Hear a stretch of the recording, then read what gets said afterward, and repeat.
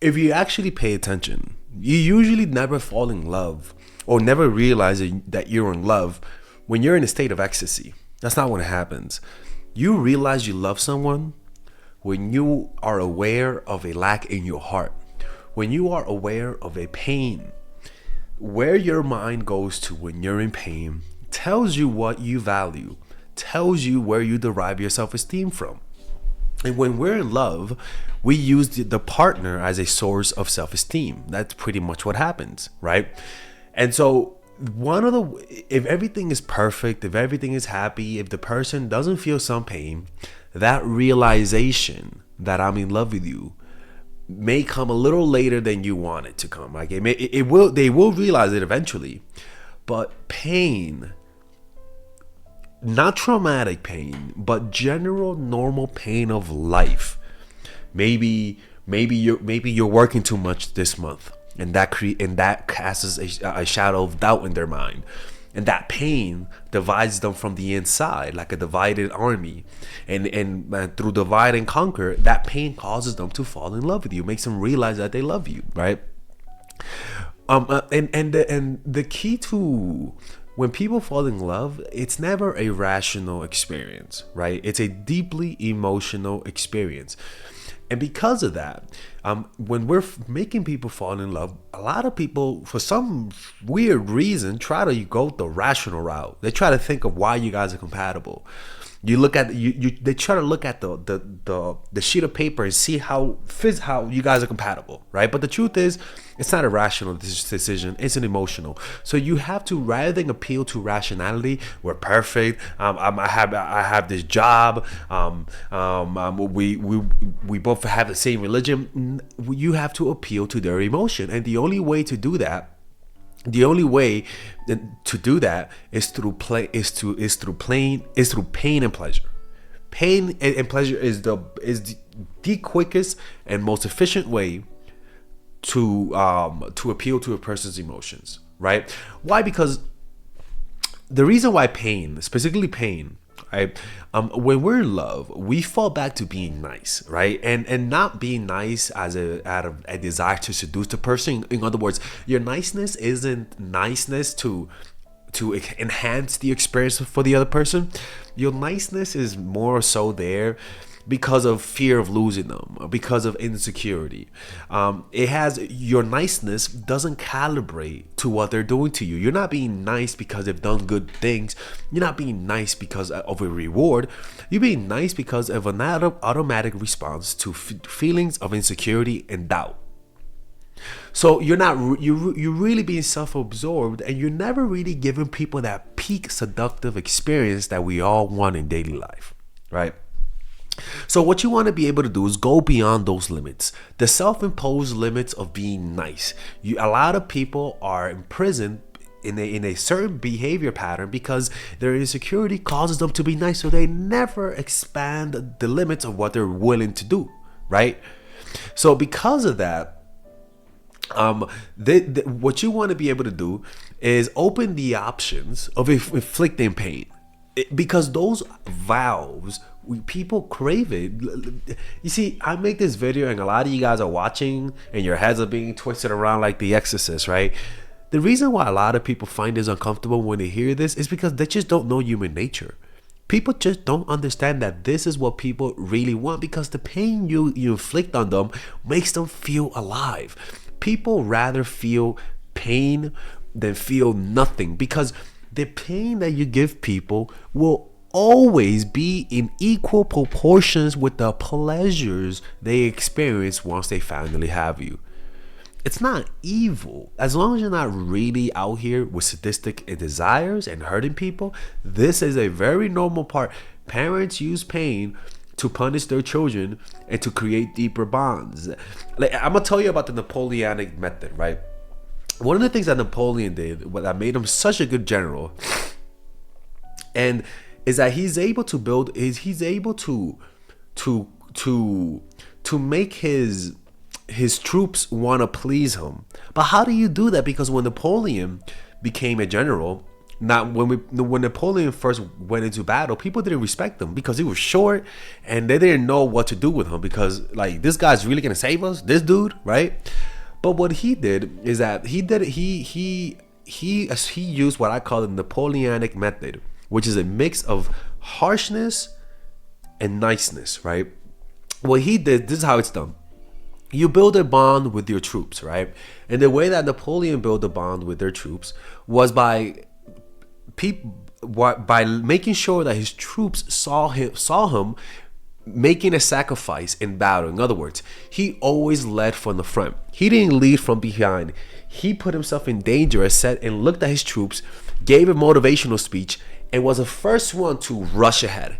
When people saw that when his troops saw that, they were like, okay, this motherfucker has balls of steel. They gained respect for him, right? So from that, he built a bond. But then, after he built a bond, he held himself back, right? He held himself back and created a little emotional space. Warm but distant, right? That was his strategy, right? And what he made sure to do was this. He made sure to make punishment rare. So that's why this is not abusive. Punishment rare and rewards rare. If you create that dynamic, right?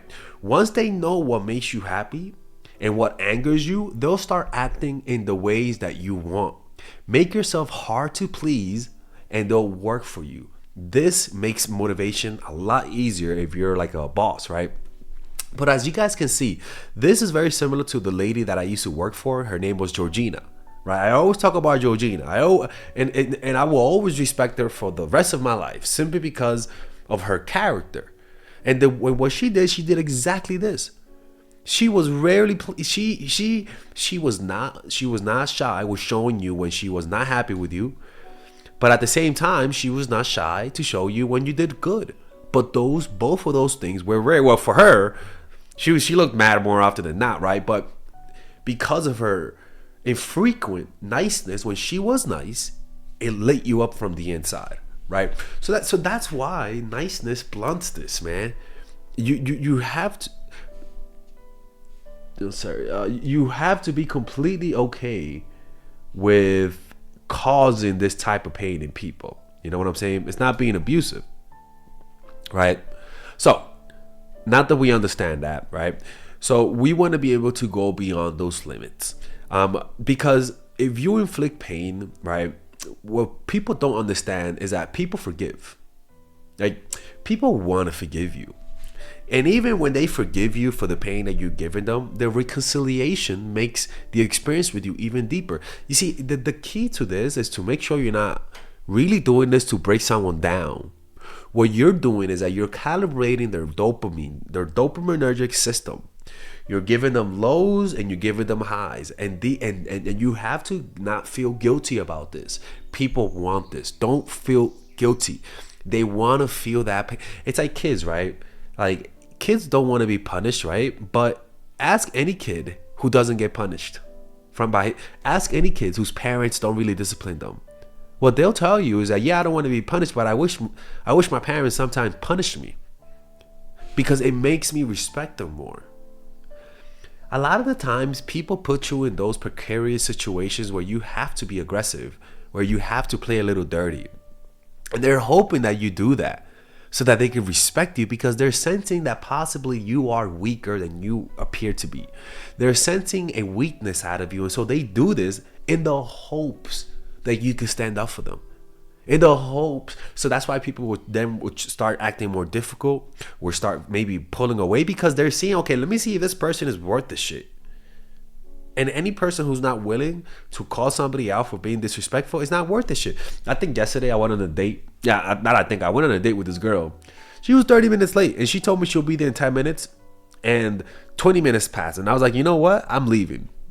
Like, I sent her a text. I was like, hey man, I gotta go. It's taking too long. I left.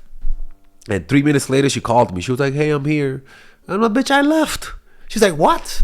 I was like, yeah, I didn't know you were coming. I thought you were canceling, you know? And I came back and she was apologetic. But that kind of stuff, right? it may not be much, right? Because I just left. It's no big deal. But the point is that when and when I came back, I wasn't mad. I was like, hey, nice to see you. I thought I got flaked out, man. Shit. Like I was like, man, you breaking my heart on the Saturday, right? I wasn't mad about it, but I'm trying to let her know, like, look, man, I like you, but this kind of stuff, you can't be doing that kind of stuff. You know what I'm saying? So why does this work? Why does inflicting pain work so well on people? Well, look, what you have to understand is that the way what ties people down, what prevents people connecting with you, is the connections that people have with the past, right? Past relationships. Maybe they're used to a certain type of person physically, or even the way that they behave. Maybe they're still in love with somebody in the past and you don't even know it. That's a joint that you have to break. Break that connection with the past. So before you do anything, before you show how much, before you try to get in a relationship, or even before you ask anything that's big, this sounds crazy, but you have to weaken them or even marinate them, per se, right? Or some people might say like lube it up, right? Like that's a horrible example, but you guys know what I'm saying. Weaken them emotionally, right? For example, one of the things about Hannibal, he was a military general, was that he always made sure to appeal to emotion. So for example, let's just say Hannibal wanted to tell you guys to fight harder, right? He didn't just tell you guys to fight harder. He first got you emotional. He first got you to go from one emotion to another. So he would maybe pay the war prisoners freedom if they fight to the death. So he first put on a show of fighting, right? So he got them emotional, right? And then after that, he put on another show of maybe a woman singing, right? Now it's the arts, right? So now he's controlling their emotions, from excitement to fun to death to singing. And then once he's able to move them up and down from different emotional ranges, then he communicates what he really wants, right? It's all so you first get them emotional through a pleasant experience, visual, physical, or even pain. And then once you get them to feel different emotions, right, then you can make the finishing blow. But you first weaken them by making them emotional, right? So you make them weak by creating internal division, right? So that internal division could either be doubt. Do they like me? Do they lose interest? Am I attractive enough? Am I good looking enough? Is she gonna leave me for him? Is Tyrone the personal trainer really a personal trainer? Is it really giving her a discount for the sake of discounts? Right?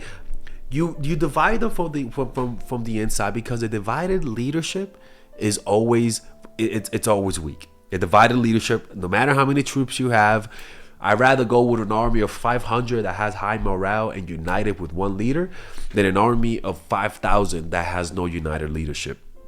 Right, so then you make them doubt themselves. You divide the ranks, divide their values by making them choose between their emotional appeal and rational value. I never text a girl twice. Or I never go back to somebody who cheats on me.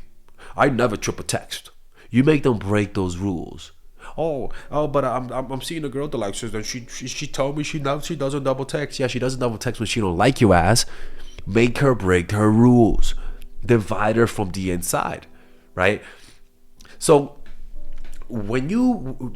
so it's all about making them completely doubt themselves or hate themselves through hurting their ego and then rebuilding them, right?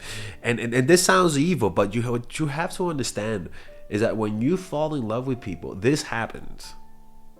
I'm just laying it out for you guys. It just sounds really evil. It really does. I get it. Like I'm reading this and I'm looking like, I'm like, is God gonna smite me for this? But it is true. When we have a relationship, when we're longing for a relationship, a lot of the times we just don't like the way we see ourselves. When we find someone, the process of falling in love puts you in such a vulnerable state that you almost break down. Right, you have moments where you just cannot control yourself, and so you rebuild yourself up by building a self-image of you and that person. This is what happens.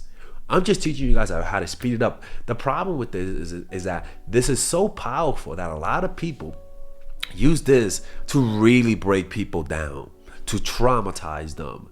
to completely make them lose their sense of self. This is not what I'm talking about.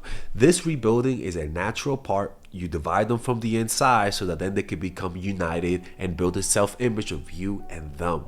Like that's just how that works. And that's why breakups are so difficult, because you've identified so much being with this person because of pain and pleasure, that now you got to build up a new identity. Like this is just natural, people. So don't get mad at me. I did not make people. All right. And this is why pain is so important. And if you're Mr.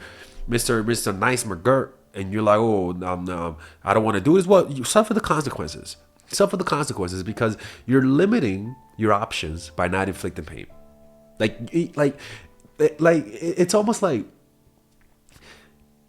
if you're really gonna think about giving your partner a great experience, like a great emotional experience, there has to be some pain. There's just too many examples that I can think of, but I'm just trying to help you guys. For the people who are moralizing this, don't be afraid of this. This is a very natural thing, and if you do this, you're gonna get more rewards than negatives. Okay. Anyways, hopefully you guys enjoyed this video.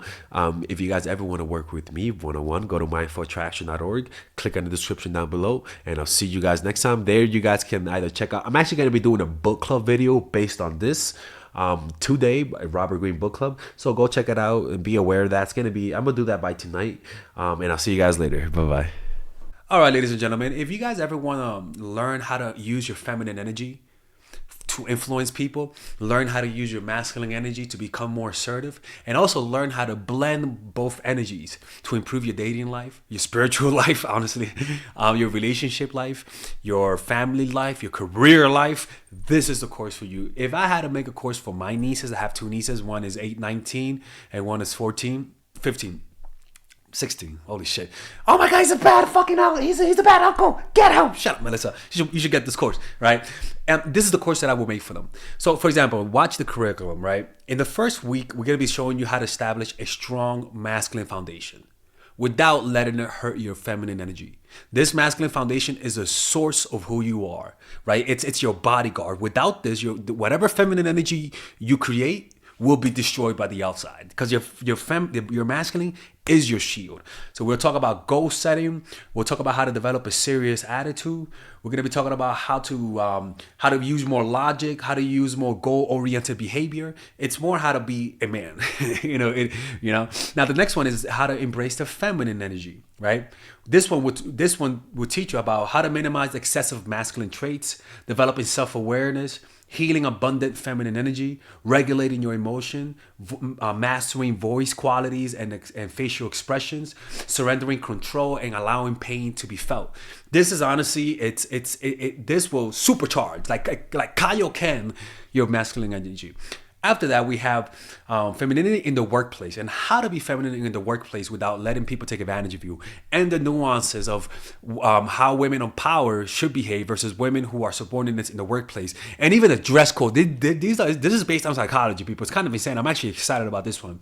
The next week, we talk about navigating the labyrinth of male and female friendship, and this a lot of women find confusing, so we talk about that.